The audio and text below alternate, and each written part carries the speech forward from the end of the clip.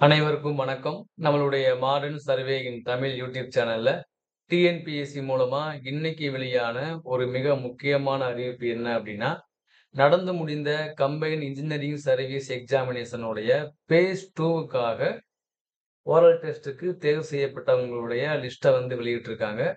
உங்களுக்கு தெரியும். அதாவது என்ன அப்படின்னா, நம்மளுடைய 2024ஆம் ஆண்டு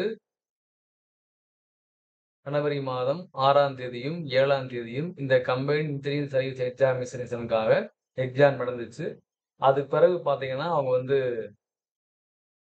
தேர்வு முடிவுகளை வெளியிட்டு ஃபர்ஸ்ட் கவுன்சிலிங் வந்து முடிஞ்சிருச்சு. இப்ப அந்த ஃபர்ஸ்ட் கவுன்சிலிங்ல ஃபில் அப் ஆகாத அந்த வேக்கன்சிக்கான 2ஆம் கட்ட கவுன்சிலிங் உடைய அந்த ஓரல் டெஸ்ட் ஓரல் டெஸ்ட்டுக்கான அறிவிப்ப வந்து வெளியிட்டிருக்காங்க.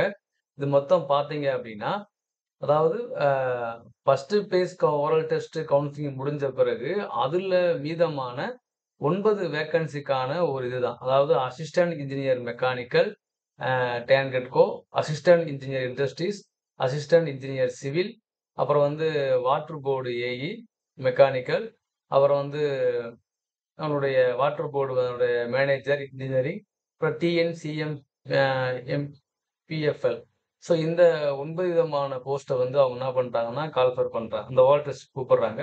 அத 1:3 ரேஷியோவுல அவங்க வந்து செலக்ட் பண்றாங்க. ஸோ இவங்களுக்கான எக்ஸாம் எப்ப நடக்குது அப்டின்னா, ஓரல் ஓரல் டெஸ்ட் வந்து வரக்கூடிய 26/9 அன்னைக்கு நடக்குது டிஎன்பிஎஸ்சில. ஸோ இதான் பார்த்தீங்க அப்டின்னா, இவங்களுடைய மிக முக்கியமான வெளியிட்ட ஒரு ஸோ ஃபர்ஸ்ட் கவுன்சிலிங் முடிஞ்சு 2ஆம் கட்ட ஓரல் டெஸ்ட்டுக்காக தேர்வு செய்யப்பட்டவங்களுக்கு எஸ்எம்எஸ் மூலமாவும், இமெயில் மூலமாவும் அவங்க இன்ஃபார்ம் பண்ணிருவாங்க. அவங்களுக்கு வரக்கூடிய 26ஆம் தேதி அவங்களுக்கு டிஎன்பிஎஸ்சி ஆபீஸ்ல ஓரல் டெஸ்ட் பண்ணுவாங்க.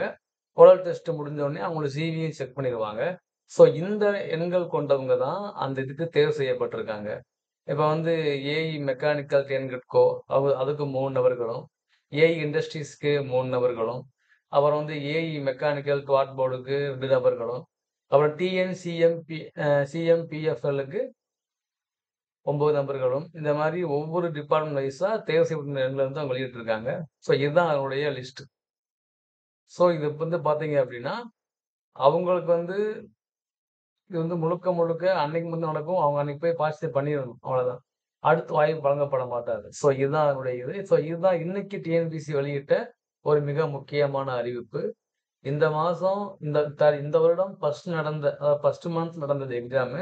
கவுன்சிலிங் ரிசல்ட் வெளியிட்டு ஃபர்ஸ்ட் பேஸும் முடிஞ்சு, செகண்ட் பேஸும் முடியுது அப்டின்னா, அது ஒரு நல்ல விஷயம் தான். வெயிட் பண்ணி பார்ப்போம் என்ன பண்றாங்கன்னு. Thank you.